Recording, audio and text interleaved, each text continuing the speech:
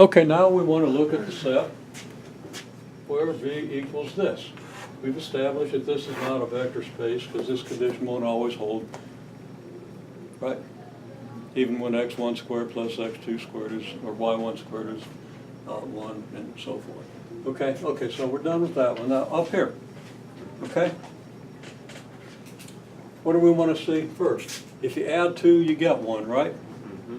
If I add 2 expressions like this, am I going to get an expression like this? Mm-hmm. Well, the characteristic of this expression is there's some number in front of x squared, some number in front of x, and some number that doesn't have any variable on it, right? Mm-hmm. So how would you write out 2 of these? So we can add them. Set A, B, and C to something. Again? Set A, B, and C equal to something. Yeah, we could say if A, B, and C are equal to this, and that actually gets us to the fact that we could represent these by column vectors, but let's not do it yet.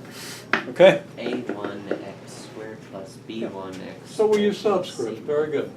So let V1 equal A1 x squared plus B1 x plus C1. V2 equal A2 x squared plus B2 x plus C2.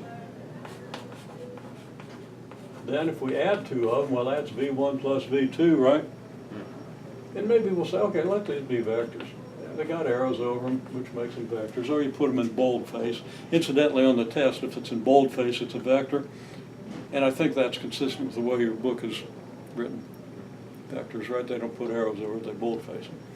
Am I right?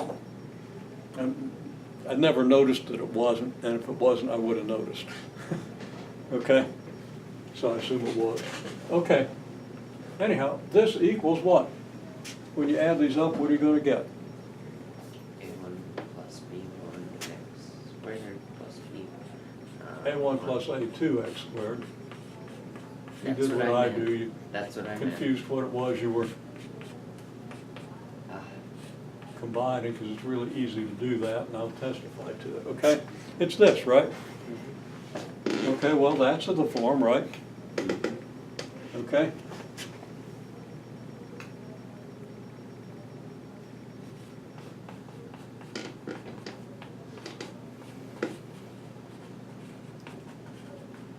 It's still in V for A equal A1 plus A2, B equals B1 plus B2, and C equals C1 plus C2, right?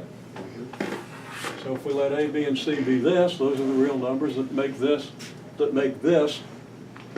one of these. Now, to fully form this, you've got to say, now where A1, B1, C1, A2, B2, and C2 are all real numbers, right? Okay? Otherwise, you haven't been quite specific enough, but we'll work a little more on being more specific, okay? For now, if you don't say something that you technically should, because of course I did right here, because I want to get to the point, right? I said that I should have said that, but I didn't write it down, okay, for time. So, I'll probably make a few notes that say, okay, but you should state that A1, A2, and A3 are real numbers or whatever. And I did it. I did A1, A2, and A3 instead of A1, B1, and C1, didn't I? Okay. Make sense? Okay, so how would you prove that there's an additive identity? What would the additive identity look like? You have to give me values of A, B, and C that make this into an additive identity.